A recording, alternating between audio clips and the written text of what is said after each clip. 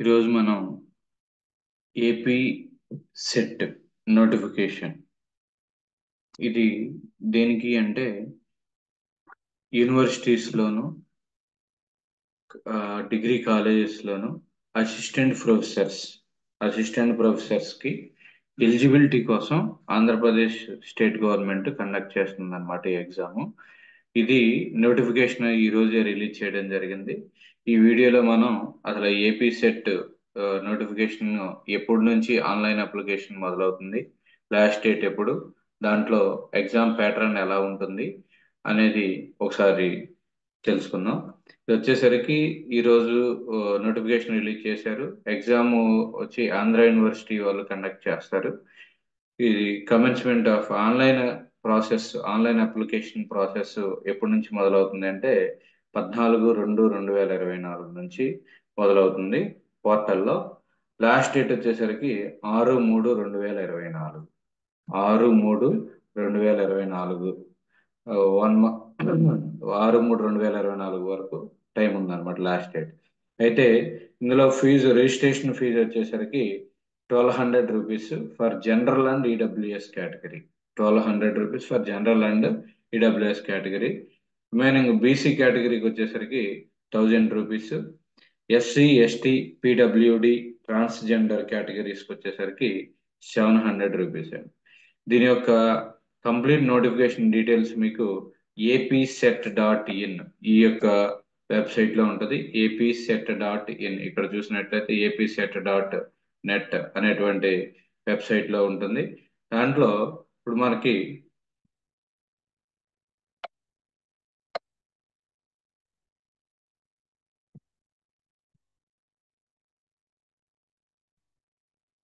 Important dates వచ్చేసరికి exam notification ఈ రోజు రిలీజ్ అయింది 10th ఫిబ్రవరి 2024. ఆన్లైన్ అప్లికేషన్స్ 14th నుంచి స్టార్ట్ అవుతాయి. తర్వాత లాస్ట్ డేట్ వచ్చేసరికి 16th March 2024. Next 2000 rupees with late fee of 2000 rupees వచ్చేసరికి మార్చ్ 16th.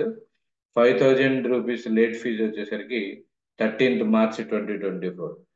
ఓకే, ఈ 5000 రూపీస్ లేట్ ఫీజు వచ్చేసరికి ఎగ్జామ్ సెంటర్ దగ్గర మాత్రం అంటే విశాఖపట్నం ఆంధ్ర యూనివర్సిటీ విశాఖపట్నం దగ్గర మాత్రమే మనం పే చేయాల్సి ఉంటుంది.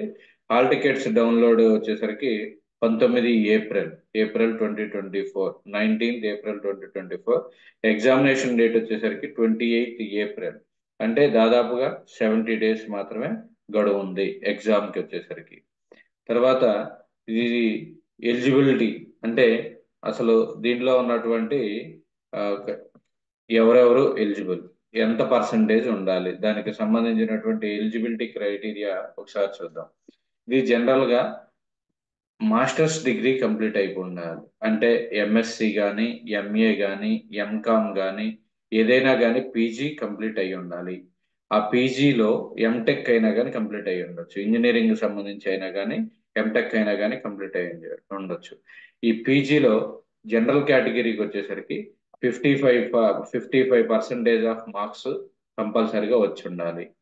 అదే ఈబీసీ, బీసీ, తర్వాత SC ST PWD third gender కేటగిరీస్కి వచ్చేసరికి 50% క్వాలిఫికేషన్ మార్క్స్ అనేది ఉండాలి మీ యొక్క పోస్ట్ గ్రాడ్యుయేషన్ డిగ్రీలో. ఓకే, తర్వాత ఈ పోస్ట్ గ్రాడ్యుయేషన్ చదివేటువంటి ఫైనల్ ఇయర్ స్టూడెంట్స్ కూడా ఈ ఎగ్జామ్ రాయడానికి అర్హత కలిగి ఉంటారు. వాళ్ళకి కూడా 55% ఆఫ్ మార్క్స్ అనేది ఉంటుంది. తర్వాత ఇక్కడ పిహెచ్డి కనుక కంప్లీట్ అయిపోయి ఉంటే జనరల్ గా అసిస్టెంట్ ప్రొఫెసర్ అనేది ఎలిజిబిలిటీ అనేది పిహెచ్డి డిగ్రీ కంపల్సరిగా ఉండే విధంగా కొన్ని యూనివర్సిటీస్ ఉన్నాయి. కొన్ని యూనివర్సిటీస్ కి పిహెచ్డి అవసరం లేదు. కాబట్టి ఇక్కడ పిహెచ్డి డిగ్రీ అనేది పిహెచ్డి అవార్డు కనుక అయిపోతే మీ యొక్క మార్క్స్ లో 5% ఆఫ్ మార్క్స్ అనేది రిలాక్సేషన్ అనేది ఉంటుంది. 5% ఆఫ్ మార్క్స్ రిలాక్సేషన్ అనేది ఉంటుంది. తర్వాత ఇక్కడ చూసినట్లయితే ఎలాంటి ఏజ్ లిమిట్ అనేది ఉండదు.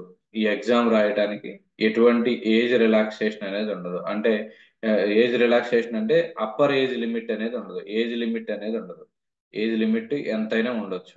సో కాబట్టి ఎవరైనా కానీ రాయొచ్చు. ఈ ఏపీ సెట్ రాయడం వల్ల యూజ్ ఏంటి అంటే, it is for eligibility to assistant professor in universities.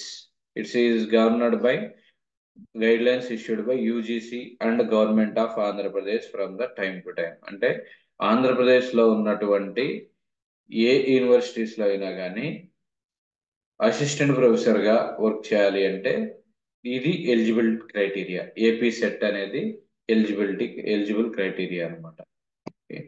Next ఇక్కడ సబ్జెక్ట్స్, ఏపీ సెట్ లో ఏ ఏ సబ్జెక్ట్స్ వాళ్ళు, ఏ క్వాలిఫికేషన్ ఉన్న వాళ్ళు రాయొచ్చు. ఆ యొక్క జనరల్ పేపర్స్ ఎలా ఉంటుంది.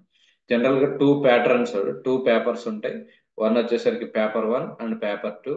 పేపర్ 1 కి వచ్చేసరికి మీకు పేపర్ 1 లో 100 బిట్స్ ఉంటాయి. పేపర్ 1 వచ్చేసరికి జనరల్ పేపర్ అన్నమాట. అంటే ఏ బ్రాంచెస్ కైనా కానీ మీరు ఇక్కడ చూడండి ఏ ఏ సబ్జెక్ట్స్ ఉంటాయి అంటే anthropology, history, chemical science, commerce, computer science and application. అంటే ఇక్కడ ఇంజనీరింగ్ వాళ్ళు తగులుతారు, సిఎస్సి ఐటీ క్వాలిఫికేషన్ ఉన్న వాళ్ళు, ఈసీ క్వాలిఫికేషన్ ఉన్న వాళ్ళు కంప్యూటర్ సైన్స్ అండ్ అప్లికేషన్స్ లో వస్తారు. Economics, education, English, earth, atmospheric, ocean, planetary science, environmental science. ఇక్కడ కూడా సివిల్ ఇంజనీరింగ్ వాళ్ళు వస్తారు. ఎన్విరాన్మెంటల్ సైన్స్ కి సంబంధించి సివిల్ ఇంజనీరింగ్, జియోటెక్నాలజికల్ ఇంజనీరింగ్ వాళ్ళు కూడా దీనికి అర్హత ఉంటుంది. Geography, Hindi, journalism and mass communication, law, life sciences, library and information science, management, mathematical sciences, physical sciences, physical education, philosophy, political science, psychology, public administration, Sanskrit, sociology, social work, Telugu, Urdu, visual words. ఇలా మొత్తం కూడా 30 subjects ఉంటాయి. ఈ 30 subjects లో మీరు యొక్క PG qualification దేని మీద ఉందో ఆ సంబంధించినటువంటి పేపర్ సెకండ్ పేపర్ గా రాస్తారు. రిమైనింగ్ జనరల్ పేపర్ ఉంటుంది. ఆ జనరల్ పేపర్ లో ఉన్నటువంటి సిలబస్ అంటే ఇది అందరికీ కామన్ గా ఉన్నటువంటి పేపర్. ఇందులోకి వచ్చేసరికి దీంట్లో సిలబస్ ఎలా ఉంటుంది అంటే టీచింగ్ యాప్టిట్యూడ్ ఉంటుంది. టీచింగ్ యాప్టిట్యూడ్ అంటే మీ యొక్క టీచింగ్ స్కిల్స్ సంబంధించినటువంటి ఇక్కడ థియరిటికల్ గా బిట్స్ అనేది, ఆబ్జెక్టివ్ క్వశ్చన్స్ అనేది అడుగుతాడు. రీసెర్చ్ యాప్టిట్యూడ్ అంటే జనరల్ గా ప్రొఫెసర్స్, అసిస్టెంట్ ప్రొఫెసర్స్ కి యూనివర్సిటీ లెవెల్లో ఎప్పుడు కూడా రీసెర్చ్ ఓరియంటేషన్ అనేది ఎక్కువ ఉండాలి. రీసెర్చ్ మీద అవగాహన అనేది ఎక్కువ ఉంటే స్టూడెంట్స్ కి ప్రాక్టికల్ నాలెడ్జ్ లో కానీ లేదంటే day to day future challenges గురించి కానీ వాళ్ళకి ఇన్నోవేటివ్ ఐడియాస్ ని మీరు బయటికి తీసుకురావడానికి అవకాశం ఉంటుంది. కాబట్టి ఈ రెండు సబ్జెక్ట్స్ కూడా చాలా ఇంపార్టెంట్ గా ఉంటుంది అనమాట. ఎలాంటి ఫ్యాకల్టీకి అయినా కానీ టీచింగ్ యాప్టిట్యూడ్ ఒకటి, రీసెర్చ్ యాప్టిట్యూడ్ అనేది చాలా ఇంపార్టెంట్. తర్వాత కాంప్రహెన్షన్ మీద ఉంటుంది. కమ్యూనికేషన్ అనేది ఒక సబ్జెక్ట్ గా ఇచ్చాడు. Mathematical reasoning and aptitude, logical reasoning ఉంటుంది. డేటా ఇంటర్ప్రిటేషన్ ఉంటుంది. ICT, information and communication technology అంటే ఈ యొక్క సాఫ్ట్వేర్ టెక్నాలజీ అంటే ఈ కంప్యూటర్ నాలెడ్జ్ వీటన్నిటి మీద, అంటే ఈమెయిల్స్, ఇంటర్నెట్, డిజిటల్ ఇన్నోవేటింగ్ గా లెసన్స్ మనం ఎలా చెప్పాలి, దానికి సంబంధించినటువంటి అప్లికేషన్స్ మీకు తెలుసా లేదా అనేది ఎగ్జామ్ ద్వారా కండక్ట్ చేస్తారు. Next people development and environment. Higher education system. So ఇక్కడ ఈ జనరల్ పేపర్ లోకి వచ్చేసరికి మీకు టోటల్ గా 100 మార్క్స్ ఉంటుంది. ఆ 100 మార్క్స్ లోకి వచ్చేసరికి ఈ పేపర్ 1 100 మార్క్స్ ఉంటుంది. 100 మార్క్స్ లో 50 క్వశ్చన్స్ ఉంటాయి. 50 కంపల్సరీ ఆబ్జెక్టివ్ టైప్ క్వశ్చన్స్ ఉంటాయి. ఈచ్ క్వశ్చన్ వచ్చేసరికి 2 మార్క్స్ ఉంటుంది. డ్యూరేషన్ వచ్చేసరికి జస్ట్ 1 అవర్ మాత్రమే ఉంటుంది. పేపర్ 1 కి 1 అవర్ మాత్రమే ఉంటుంది. నెక్స్ట్ పేపర్ 2 వచ్చేసరికి 200 మార్క్స్ ఉంటాయి. ఈ 200 మార్క్స్ వచ్చేసరికి 100 మల్టిపుల్ చాయిస్ క్వశ్చన్స్ ఉంటాయి, ఆబ్జెక్టివ్ టైప్ క్వశ్చన్స్ ఉంటాయి. ఈచ్ క్వశ్చన్ వచ్చేసరికి 2 మార్క్స్ ఉంటుంది. ఈ 100 మార్క్స్ కూడా మీరు ఏదైతే సబ్జెక్ట్ సెలెక్ట్ చేసుకున్నారో, సాంస్క్రిట్ అయితే Sanskrit, computer science and applications అయితే కంప్యూటర్ సైన్స్ అండ్ అప్లికేషన్స్, అలా మీరు ఏదైతే సెలెక్ట్ చేసుకున్నారో ఆ సబ్జెక్ట్ మీద అడగటం జరుగుతుంది. టోటల్ గా ఏపీ సెట్ ఎగ్జామ్ వచ్చేసరికి 300 మార్క్స్ మీద ఎగ్జామ్ జరుగుతుంది.